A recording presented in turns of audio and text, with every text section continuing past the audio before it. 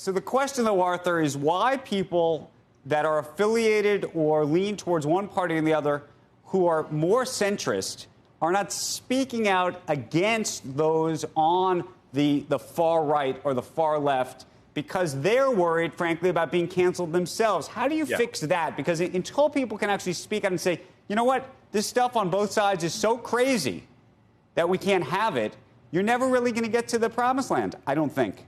No, that's exactly right. And that's ultimately what happens with leadership, that somebody will stand up who actually represents us. You know, we are the 85% of the population that are not falling for lies. And these are lies.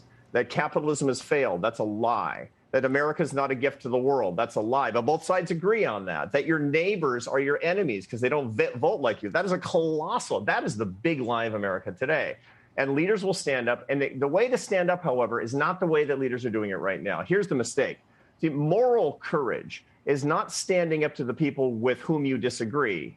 It's standing up to the people with whom you agree on behalf of those with whom you disagree. And when leaders actually start doing that, punch in the nose, the populist on your side, the cultural left leader, the out of control TV show host, the politician that's trying to make everybody afraid on your side. If those are the people that are more or less on your team that you stand up to and say, no, I will not put up with this. You will not frighten me and people who think like me anymore. Then we've got a new day. Would better economic times make a difference? And we came through the pandemic. We came through the financial crisis. We came through the pandemic.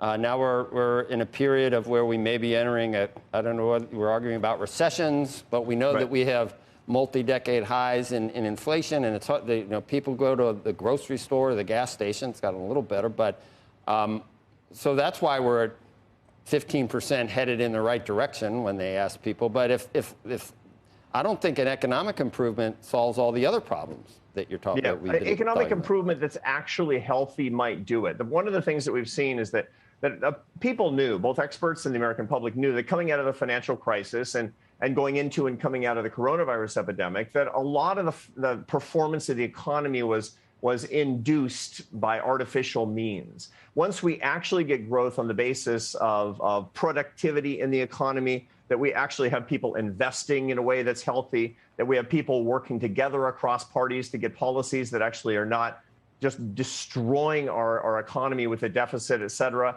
that's when we're actually going to get the kind of growth that can give people the optimism that they really deserve. And I think that coming out of we're going into recession. We know that. We're probably, who knows, maybe this week going to find out that we are in recession. Okay. But we're going to come out of it. There's been 14 recessions like this since World War II. On average, it lasts about a year and a half until we come back to where we were. This is what the promised land can actually be. But we need political leadership that's unifying for the first time in more than a decade. And that means if you're on the right, you got to stand up to the populist right. And if you're on the left, you got to stand up to the cultural left on campuses, on social media, and in politics. If we can do that, we get leaders that are doing that, I'm telling you, it's a new day. Is it possible if... with Twitter, is it possible with social media? Is it possible with anonymous, like I was talking about, basically just graffiti, profane graffiti that you can send anonymously and it gets picked up? It's no different than what we used to see on, like I say, on an overpass. Yeah, except that here's the interesting thing. You see that all of these, what we talk about on the show, that these social media companies are starting to suffer a little bit. You find that, the growth in users is starting to decline. You know what? People are getting bored. People are starting to get bored with the yelling. People are starting to get bored with the frightening messages and all the kind of the nonsense that's going on. It's just a sideshow. What we need to do is to stimulate more of that attitude of standing up to this and saying, this is stupid. This is actually not what we like. It's not what we want. We demand to actually have a better country that's stronger and happier. And by the way, somebody who disagrees with me is not my enemy. It's my friend who's going to actually make me better. That's actually possible. Shepard Smith here. Thanks for watching CNBC on YouTube.